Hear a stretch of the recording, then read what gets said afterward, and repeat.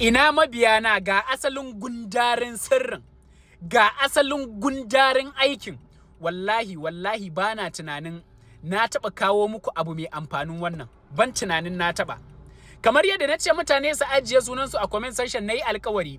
Kuma wallahi na riga da na cika alkawari na yi aikin, amma ina mai tabbatar muku dattijon da ya bani wannan aikin ya faɗa mini, kuma na faɗa muku a bidiyon baya cewa in dai har ka ajiye sunanka a baya, to ga addu'an da zamu lizimta tun ranar Lahadi har zuwa Asabar zamu kammala shi. Fatiya ne kafa 70, a inda kullun zaka dinga rage 10 gashi nan a rubuce, har ranar Asabar zai rage maka 10 kai.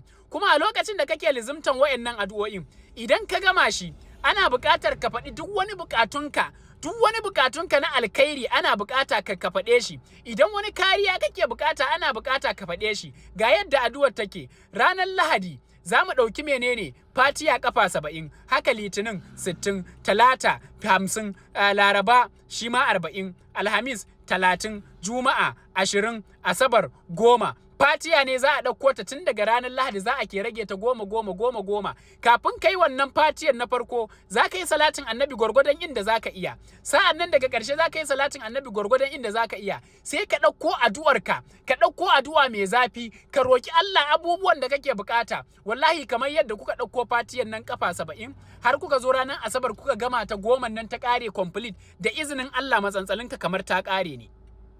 Wannan sirri ne na samu a gurin wani babban shehi na, babban malami na, wanda ya ce kuma wallahi in sanar da al'umma.